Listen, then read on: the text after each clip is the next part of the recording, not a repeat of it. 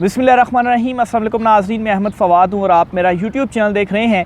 Supreme court of Pakistan से बराह रास्त आज की व्लॉग में आप खिदमत में हाजिर हुए हैं। फैसल वावडा और मुस्तफ़ा कमाल इन दोनों के अगेंस्ट तौहीन अदालत अज़ खुद नोटिस केस की आज समाअत हुई है। चीफ जस्टिस काजी फ़ैज़ ईसा साहब ने ये समाअत की है और आज माफ़ी मुस्तरद हुई है। क्या फैसल वावडा और मुस्तफ़ा कमाल ये दोनों फारिग होने जा रहे हैं? कुछ एक्सक्लूसिव डिटेल्स आपके साथ में शेयर करूंगा। अदालत का मूड क्या था, माफ़ी क्यों मुस्तरद हुई और अदालत अब इनसे क्या डिमांड कर रही है। दूसरे नंबर पर नाज़रीन, जो एक पैमरा का नोटिफिकेशन था जिसके मुताबिक ये पाबंदी लगाई गई थी कि जो जर्नलिस्ट हैं वो अदालती कार्रवाई रिपोर्ट नहीं कर पाएंगे, इस पर भी नोटिस लिया गया है और ये नोटिफिकेशन तलब किया गया है। और दूसरी तरफ इस्लामाबाद हाई कोर्ट में चूँकि जर्नलिस्ट एसोसिएशन ने इस नोटिफिकेशन को चैलेंज किया था तो वहाँ से इजाज़त भी मिल गई है कि अदालती जो रिपोर्टिंग है वो की जा सकती है। इस पर भी तफसीलात आपके साथ मैंने शेयर करनी है। और दूसरा, टीवी चैनल्स को जो नोटिस हैं वो आज अदालत ने जारी किए हैं मुस्तफ़ा कमाल और फैसल वावडा की प्रेस कॉन्फ्रेंस नशर करने पर। तो ये क्या मामला हुआ है, किसी को कैसे मालूम हो सकता है कि कोई शख्स जो प्रेस कॉन्फ्रेंस कर रहा है उसमें वो तौहीन अदालत करेगा या नहीं करेगा, तो हम इसकी प्रेस कॉन्फ्रेंस ना दिखाएं। तो इस पर भी कुछ तफसीलात हैं वो भी आपके साथ में शेयर करूँगा। सबसे पहले तो आज की अदालती कार्रवाई का जो क्रक्स है या जो खुलासा है वो आपके साथ में शेयर करता हूँ। जो एक ऑर्डर आया है वो आपके साथ शेयर कर देता हूँ ताकि कार्रवाई आप अंडरस्टैंड कर पाएँ कि इसका ऑर्डर ये है। फिर उसके बाद जो प्रोसीडिंग हुई, जो रिमार्क्स, बड़े दिलचस्प रिमार्क्स चीफ जस्टिस काजी फ़ैज़ ईसा की जानिब से दिए गए और यूँ लग रहा था कि वो एक गाना है ना कि कहीं पे निगाहें और कहीं पे निशाना। तो आज अदालती रिमार्क्स से भी यही लगा कि बज़ाहिर तो कोई और मामला था लेकिन शायद सुनाई किसी और को जा रही हैं। तो ये क्या मुद्दा हुआ, इस पर भी डिटेल आपके साथ में शेयर करूँगा। पहले तो आपको बताता चलूँ जी, समाअत के आगाज़ में ही जो मुस्तफ़ा कमाल थे वो रोस्टम पर आए, उनके वकील फ़रोग नसीम वो रोस्टम पर आए और अदालत से ये उन्होंने कहा जी कि हम गैर मशरूत माफ़ी ऑलरेडी मांग चुके हैं और हमने जो तहरीरी जवाब है जिसमें हमने गैर मशरूत माफ़ी मांगी है वो भी सुप्रीम कोर्ट में जमा करवा दिया है। तो चीफ जस्टिस काजी फ़ैज़ ईसा साहब ने कहा कि ये जो आपकी मशरूत माफ़ी नामा आपने तहरीरी तौर पर एक सफ़े पर मुश्तमिल जमा करवाया, इसे आप कमरा अदालत में पढ़ें। यानी कि वो चाह रहे थे कि कमरा अदालत में भी जो माफ़ी है वो मांग ली जाए, क्योंकि वो जवाब में उन्होंने माफ़ी मांगी थी तो वो पढ़ा गया और उसमें गैर मशरूत माफ़ी जो है वो मांगी गई। अच्छा, इस पर क्या हुआ जी कि ये भी अदालत को बताया गया जी कि जो प्रेस कॉन्फ्रेंस की गई है, अलबत्ता उस प्रेस कॉन्फ्रेंस में हमने तौहीन अदालत तो नहीं की लेकिन फिर भी हम अदालत से माफ़ी मांगते हैं। ये किसका मौक़िफ़ था? ये मुस्तफ़ा कमाल का। अभी मैं सिर्फ मुस्तफ़ा कमाल की हद तक आपसे शेयर कर रहा हूँ चीज़ें। तो चीफ जस्टिस साहब ने कहा कि आप दो अलग-अलग बातें कर रहे हैं। अगर आपने तौहीन अदालत नहीं की तो आप फिर माफ़ी किस बात की मांग रहे हैं? तो ये मुस्तफ़ा कमाल साहब का मौक़िफ़ था और इस पर अदालत ने फिर ये कहा। बहरहाल जी, मुस्तफ़ा कमाल की हद तक तो मामला यहीं तक रहा। ज़्यादा जो चीज़ें थी हाईलाइट हुई वो हुई जी फैसल वावडा के हवाले से, क्योंकि उन्होंने अदालत से माफ़ी नहीं मांगी। बहरहाल फ़ौरी माफ़ी की इस्तदा मुस्तरद की गई है मुस्तफ़ा कमाल की, यानी कि उनको आज की समाअत में एटलीस्ट माफ़ी नहीं दी गई और उनका मामला पेंडिंग रखा गया है, नेक्स्ट समाअत में देखा जाएगा। जहाँ तक फैसल वावडा का मामला है तो फैसल वावडा ने माफ़ी नहीं मांगी। अदालत ने ये कहा है जी कि फैसल वावडा साहब आप सोच लें, आपने माफ़ी मांगनी है या आपने माफ़ी नहीं मांगनी, क्योंकि जो आपका ट्रांसक्रिप्ट हमें पैमरा ने दिया है आपकी प्रेस कॉन्फ्रेंस का वो भी कमरा अदालत में पड़ेगी। तो उसमें तो आप दो जजिस यानी कि जस्टिस बाबर सत्तार और जस्टिस अतर मिनल्ला साहब, इनको इंडिविजुअली आप निशाना बना रहे हैं और इनके हवाले से आप गुफ्तगू कर रहे हैं। तो आप सोच लें, मुशावरत कर लें, आपने माफ़ी मांगनी है या नहीं मांगनी। और इस पर फ़रोग नसीम ने कहा कि ठीक है हम मुशावरत करते हैं। तो अदालत ने 2 हफ़्ते का वक्त दिया कि 2 हफ़्ते में आप दोबारा से जो जवाब है वो जमा करवा दें। यानी कि अदालत के मूड से लग रहा था कि अदालत चाह रही है कि दोबारा से फैसल वावडा भी माफ़ी मांग ले, मुस्तफ़ा कमाल ने भी माफ़ी मांग ली है तो हो सकता है कि हम फिर इन्हें माफ़ कर दें। लेकिन मुस्तफ़ा कमाल का मामला पेंडिंग रखा गया। अगर माफ़ी करना था तो मुस्तफ़ा कमाल ने माफ़ी मांग ली है, उनको फिर माफ़ कर दें, लेकिन पेंडिंग रखा गया और फैसल वावडा को 2 हफ़्ते का टाइम दिया गया। 28 जून को इसकी समाअत दोबारा होगी। फिर 2 और इम्पॉर्टेंट जो चीज़ें हुई हैं कमरा अदालत में, एक तो जो अदालती रिपोर्टिंग के ऊपर इनडायरेक्ट ही आप कहें कि पैमरा ने पाबंदी लगा दी थी जी कि आप अदालती कार्रवाई को, प्रोसीडिंग को रिपोर्ट नहीं कर सकते, तो ये मुद्दा भी अदालत में उठा। तो चीफ़ जस्टिस कादी फ़ाइज़ ईसा साहब ने पैमरा से वो नोटिफिकेशन तलब किया कि वो जो नोटिफिकेशन है वो दिखाएं और अदालती रिपोर्टिंग के ऊपर आप कैसे पाबंदी लगा सकते हैं, अदालती रिपोर्टिंग तो की जाएगी।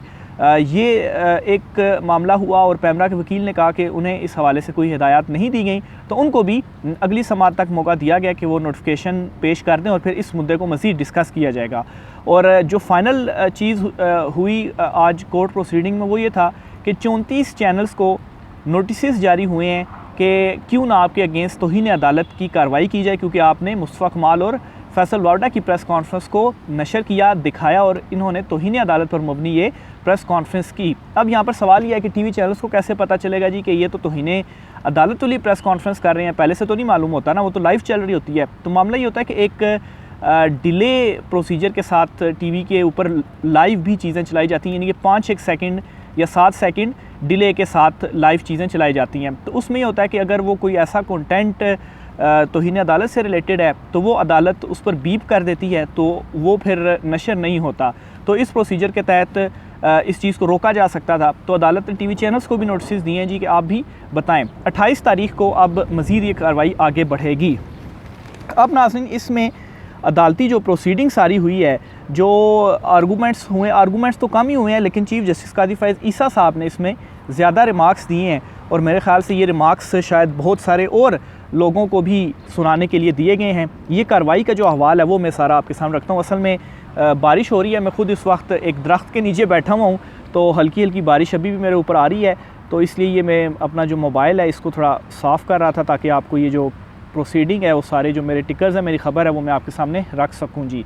अच्छा जी, इसमें मुस्तफ़ा कमाल वाली तो मैंने आपके सामने रख दी, उस पोर्शन को मैं स्किप करता हूँ और आगे चलता हूँ जी, जहाँ से चीफ़ जस्टिस साहब रिमार्क्स देना शुरू हुए हैं जी। अच्छा, जब माफ़ी मांगी गई मुस्तफ़ा कमाल की जानिब से तो अदालत ने कहा जी कि ये कोई अना का मसला नहीं, लेकिन आप पार्लिमान के मेंबर हैं, एक आइनी इदारा दूसरे आइनी इदारे पर हमला कैसे कर सकता है?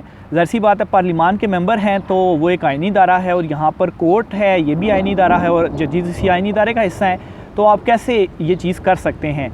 मुस्तफ़ा कमाल माफ़ी भी मांग रहे हैं और ये भी कह रहे हैं कि तौहीन अदालत नहीं की मुस्तफ़ा कमाल का, ये चीफ़ जस्टिस साहब ने कहा। अच्छा, फैसल वावडा साहब, आप तो सेनेट यानी अपर हाउस के मेंबर हैं। अच्छा, फिर इसी दौरान फैसल वावडा को भी मुखातिब किया और कहा कि सेनेट या जो अपर हाउस है वो ज़्यादा महज़ब समझा जाता है और वहाँ पर जो लोग हैं उन्हें ज़्यादा महज़ब समझा जाता है, तो आपने भी जो तौहीन अदालत है वो की। फिर चीफ़ जस्टिस ने कहा कि चलें पहले मुस्तफ़ा कमाल वाला मामला देखते हैं, फिर फैसल वावडा साहब हम आपकी तरफ भी आते हैं। अच्छा जी, फिर चीफ़ जस्टिस ने कहा कि पार्लियामेंट में अदलिया के बारे में बातें होती हैं तो हम ये समझते हैं कि एक आइनी इदारा है, कौम को एक काबिल एहतराम अदलिया और फ़ाल पार्लियामेंट चाहिए। एक आइनी इदारा दूसरे आइनी इदारे पर हमला करे तो इसका कोई फ़ायदा नहीं। आप ड्राइंग रूम में बात करते तो अलग बात थी, अगर पार्लियामेंट में बात करते तो कुछ तहफ़्फ़ुज़ हासिल होता, लेकिन आपने प्रेस क्लब में बात की और तमाम टीवी चैनल्स ने इसको चलाया, तो अब मामला अलहदा है। यानी कि चीफ़ साहब को मसला बेसिकली इस तौहीन अदालत में ये था कि आपने पार्लियामेंट में या किसी बैठक में बैठकर बात नहीं की, आपने सहाफ़ियों का जो प्रेस क्लब होता है वहाँ पर गए वहाँ पर प्रेस कॉन्फ्रेंस की और उसे बराह रास्त नशर किया गया।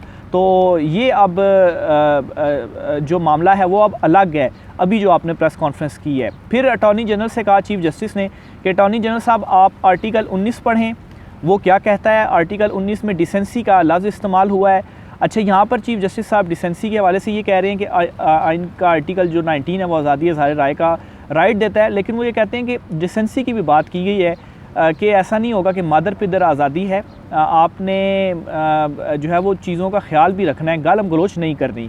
फिर गालम गलोच के हवाले से चीफ़ साहब ने रिमार्क्स दिए कि कुछ लोग समझते हैं कि अदलिया को गाली निकाल कर और डरा धमका कर मर्ज़ी के फ़ैसले लेंगे, ऐसा होता भी होगा, मगर मेरे ख़्याल में मेरे सामने मौजूद 2 शख्स इसमें शामिल नहीं। अच्छा, ये वो रिमार्क्स है जिस पर मैं कह रहा हूँ कि सामने तो मुस्तफ़ा कमाल और फैसल वावडा थे, लेकिन ये रिमार्क्स किसी और को सुनाने के लिए शायद दिए गए, मेरी ऑब्ज़र्वेशन है। तो इस पर जो है वो चीफ़ साहब ने कहा कि कुछ लोग ये समझते हैं कि अगर हम अदलिया को गालियाँ देंगे या उनको डराएंगे धमकाएंगे तो हम अपनी मर्ज़ी के फ़ैसले ले सकते हैं, ऐसा होता भी होगा, लेकिन मेरे सामने जो 2 मौजूद शख्स हैं फैसल वावडा और मुस्तफ़ा कमाल, ये ऐसा नहीं करते होंगे कि गालियाँ दें और डराए धमकाएँ और फिर मर्ज़ी के फ़ैसले लें। और फिर उन्होंने कहा जी कि कुछ लोगों ने तो अदलिया को गाली देना अपना दीनी फरीज़ा समझते हैं। क्या कुछ लोग अदलिया को गाली देना अपना दीनी फरीज़ा समझते हैं। हम लोगों की कदर करते हैं तो आपको भी हमारी कदर करनी चाहिए। फिर उन्होंने कहा कि आपका क्या ख्याल है कि लोगों ने हमें इसलिए यहाँ बिठाया है कि हम आपस में लड़ें?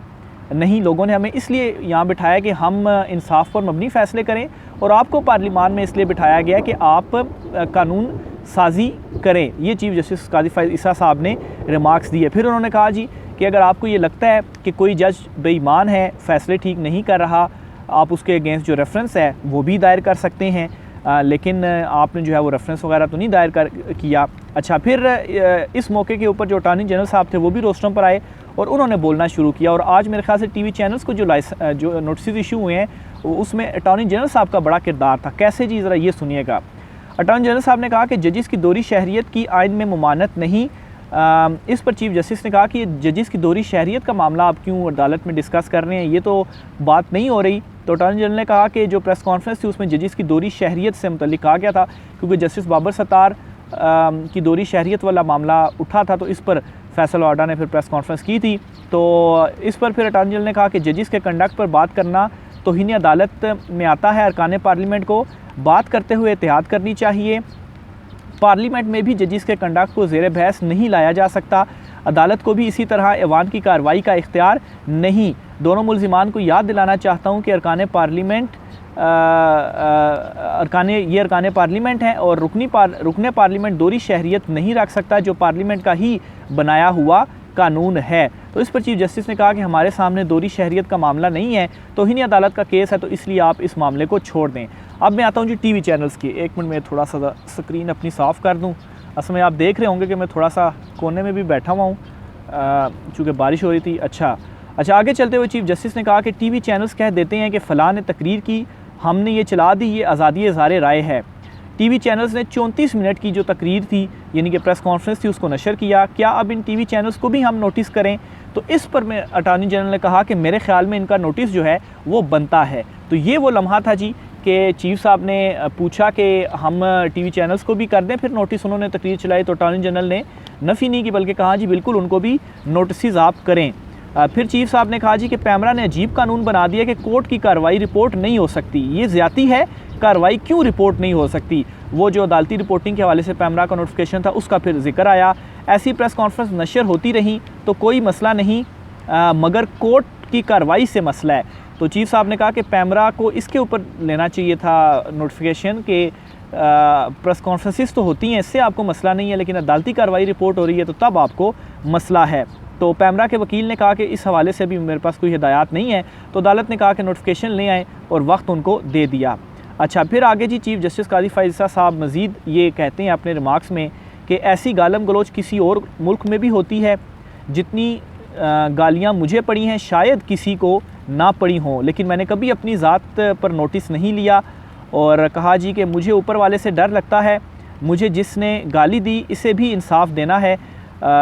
हमने अपनी नहीं बल्कि आपको सुनना है। अच्छा, बहरहाल जी ये कार्रवाई हुई और फिर इसी दौरान जो है वो जो जस्टिस इरफान सादात साहब थे उन्होंने बोला, उन्होंने कुछ इम्पॉर्टेंट रिमार्क्स दिए। और ये जो फैसल वाडा की प्रेस कॉन्फ्रेंस थी इस पर उनकी जानिब से रिमार्क्स दिए गए थे और वो जो ट्रांसक्रिप्ट था वो पढ़कर सुनाया कि ये देखें आप, इसमें जस्टिस सत्तर मिनला और जस्टिस बाबर सत्तार साहब को निशाना बना रहे हैं, क्योंकि फैसल वाडा भी कह रहे थे जी कि उन्होंने तो कोई तौहीन अदालत नहीं की। आपने प्रेस कॉन्फ्रेंस पाकिस्तान के लोगों के बारे में नहीं की, आपने दो इंतहाई काबिल एहतराम जजिस पर बात की है। फिर चीफ जस्टिस ने कहा कि आप इस प्रेस कॉन्फ्रेंस से किसकी खिदमत करना चाहते थे? क्या आपने कोई कानून बदलने के लिए पार्लियामेंट में बिल पेश किया? हमने कभी कहा फ़लाँ सेनेटर ने इतने दिन इजलास में शिरकत क्यों नहीं की? कभी हमने कहा कि फ़लाँ को पार्लियामेंट ने तोसी क्यों दे दी? आपने किस हैसियत में प्रेस कॉन्फ्रेंस की थी? आप बार कौंसिल के जज हैं क्या? ये सारा कुछ फैसल वावडा को चीफ जस्टिस काजी फैज़ ईसा साहब कह रहे हैं। अच्छा, ये असल में थोड़ी बारिश पड़ रही है तो इसलिए थोड़ा वो है। अच्छा, जो करना है करें लेकिन झूठ ना बोलें। सहाफ़ियों को हमने बचाया है, इनकी पिटीशन हमने उठाई थी। तो बहरहाल जी ये फैसल वाडा को फिर एट द एंड जो है वो सुनाई, ये बातें कही गई। फिर कहा गया जी कि फैसल वावडा साहब आप माफ़ी मांग रहे हैं या नहीं मांग रहे, तो उनके वकील ने कहा कि मुशावरत के बाद हम अदालत को आगाह करेंगे। तो इस पर अदालत ने दोबारा से नोटिस उनको जारी किए, सर्व किए जी कि चलें ठीक है, आपको मोहलत दे दी जाती है, 2 हफ्ते की मोहलत दी है कि आप जवाब जमा करवाएं, लेकिन जो केस की समाअत है वो 28 जून तक मुलतवी कर दी गई है। तो ये नाज़रीन आज की इंपॉर्टेंट समाअत थी। तो अदालती मूड से तो यही मुझे महसूस हुआ है कि शायद चीफ़ साहब ये चाहते हैं कि ये माफ़ी मांग लें और कुछ वो रिमार्क्स वगैरह दे दें और फिर उसके बाद इनको माफ़ कर दिया जाए, क्योंकि उन्होंने आपके सामने सारी जो प्रोसीडिंग का अहवाल मैंने रखा है, तो इससे भी यही चीज़ ज़ाहिर होती है। राय का इज़हार कीजिएगा। आज की व्लॉग से इतना ही, इजाज़त दीजिए। अल्लाह हाफ़िज़।